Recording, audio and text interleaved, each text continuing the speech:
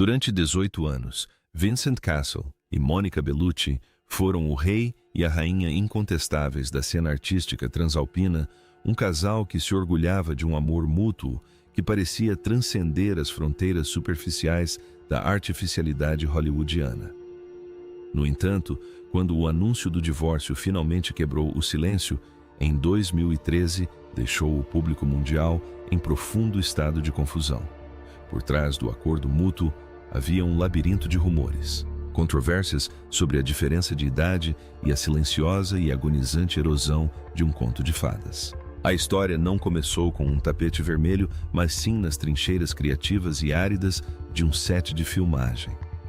Em 1996, o enfant terrible francês Vincent Cassel e a deusa italiana Monica Bellucci foram escalados juntos para o filme L'Appartement. Na época, seus destinos eram mundos à parte. Monica era uma modelo de alta costura de Città Castello que lutava para ser levada a sério como atriz dramática. Vincent, filho do lendário ator Jean-Pierre Cassel, era uma criatura do underground parisiense, um homem que enxergava a arte de atuar através das lentes de uma intensidade masculina crua. Ele estava cético em relação à sua colega de elenco, acreditando, inicialmente, que o diretor só havia contratado a beleza italiana por suas características físicas. Ele era um ator que temia que se aproximar de uma colega de elenco fosse uma sentença de morte profissional, mas a atração gravitacional de Bellucci era inegável. Em uma irônica reviravolta do destino, a atração não foi imediata. Foi um namoro lento e deliberado, uma conquista do coração que acabaria por uni-los por quase 2 décadas. Antes de o mundo o conhecer como o antagonista de Cisne Negro ou o ladrão astuto de 11 Homens e um Segredo, Vincent Cassel era um homem em guerra com seu próprio reflexo. Ele possuía uma beleza peculiar e angulosa, traços marcantes e uma energia predatória que o faziam sentir-se inadequado para os papéis tradicionais de galã. Foi Monica quem orquestrou sua reconciliação interna. Ela o ensinou que atuar não era um concurso de beleza, mas uma exploração da geografia da alma. Sob sua influência, o homem que pulava de mulher em mulher, nunca ficando por mais de alguns meses em um relacionamento, encontrou uma razão para ancorar sua vida. Mônica foi seu primeiro amor verdadeiro, a mulher que provou que ele estava certo em esperar até o final dos seus 20 anos para se comprometer de verdade. O casamento deles, assim como o relacionamento, foi um ato de rebeldia espontânea contra a tradição.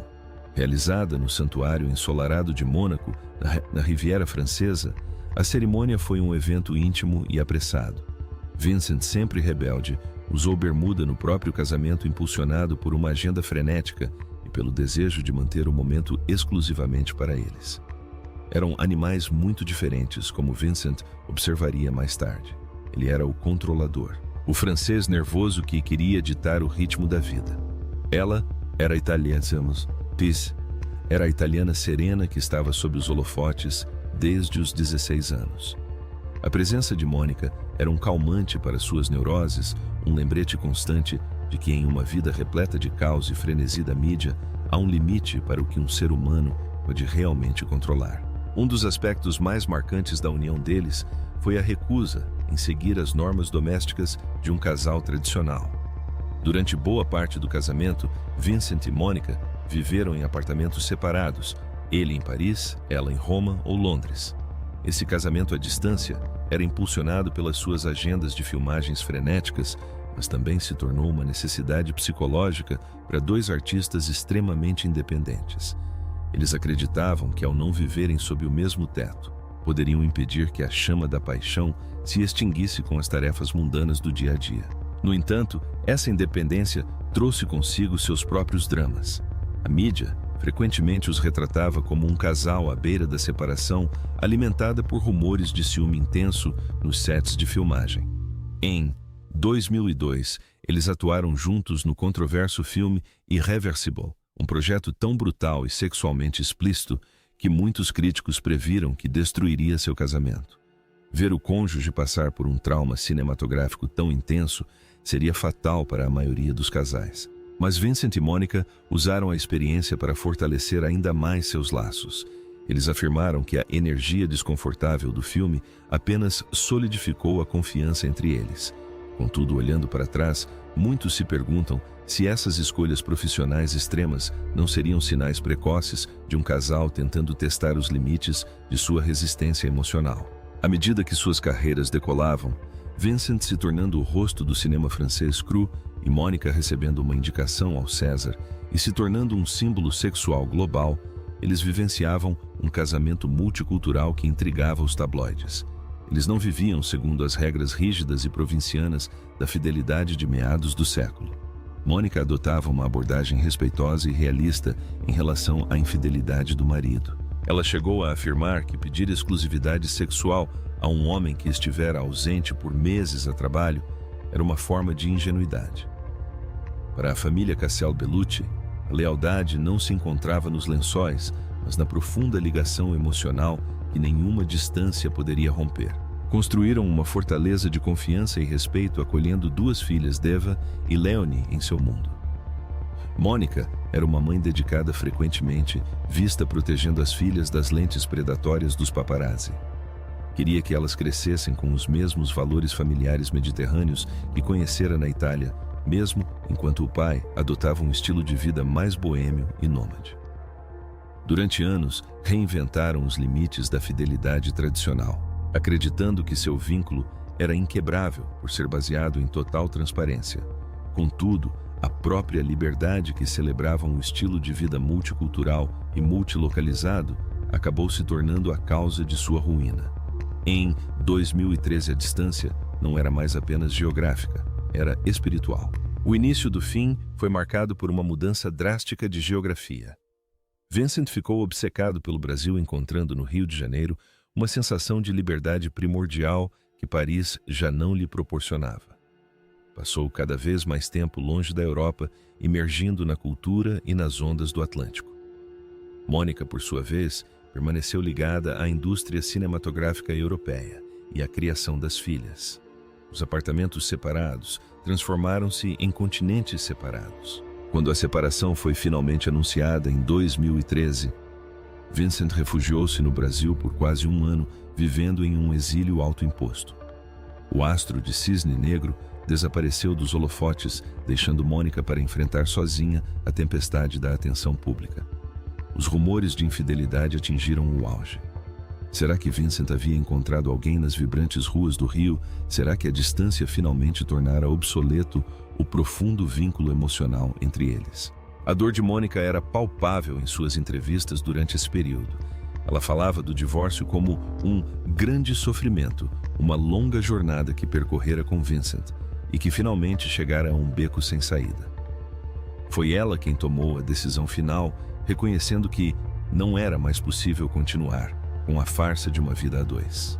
A resposta para o porquê da separação pareceu surgir em 2016, quando Vincent estampou as manchetes com um novo romance, Tina Kunakey, uma modelo 31 anos mais jovem que o ator.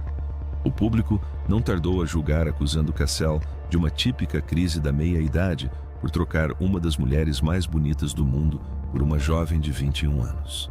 A ironia não passou despercebida pelos fãs. Tina e Monica compartilhavam uma trajetória assustadoramente semelhante. Ambas criadas na Itália, ambas começaram como jovens modelos e ambas possuíam um magnetismo que cativou o imaginário francês. Esse novo relacionamento foi fonte de imenso drama nos tabloides. Os críticos comparavam as duas mulheres, incessantemente observando como Vincent parecia estar revivendo sua juventude com uma versão mais jovem da mulher que ele havia cortejado em 1996. Para Mônica, ver seu ex-marido se casar novamente em 2018 e ter outro filho com Tina foi um teste para sua lendária compostura. Ela manteve uma elegância que poucos conseguiram imitar, concentrando-se em sua própria carreira e em suas filhas. Aos 50 anos, tornou-se a Bond Girl mais velha da história, uma decisão que representou uma poderosa retomada de sua identidade. Ela provou seu próprio mantra que amor e sexualidade são questões de energia, não de idade.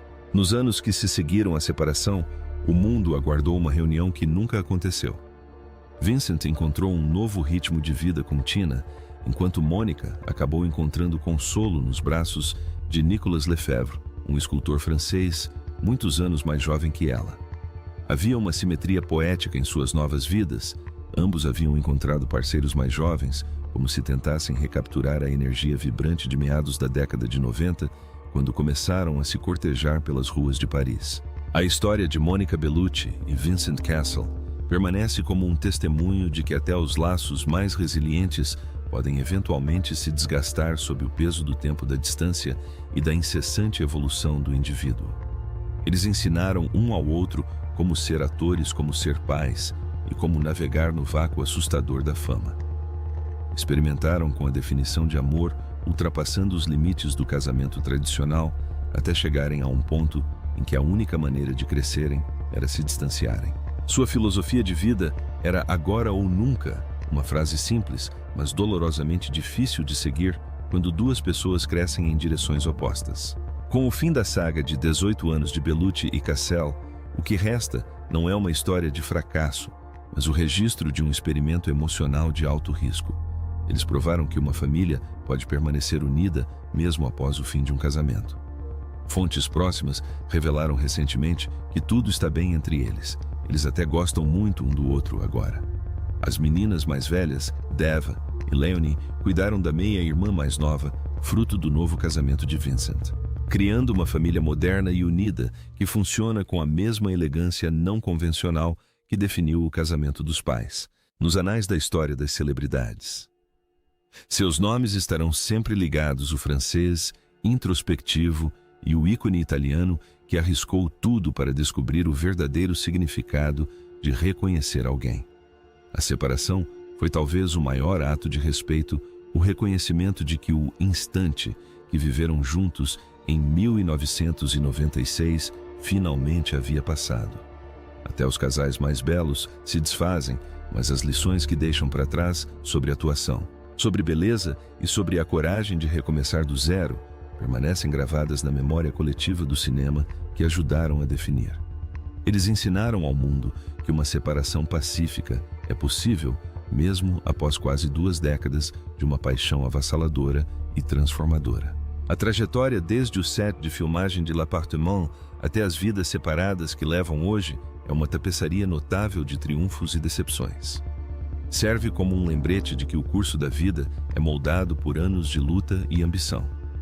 Assim como a lendária Sophia Loren, que escolheu a lealdade em vez do charme de Cary Grant, ou a graça trágica de uma princesa, esses ícones nos lembram que por trás do glamour reside um coração humano capaz de imenso sofrimento e eventual renascimento.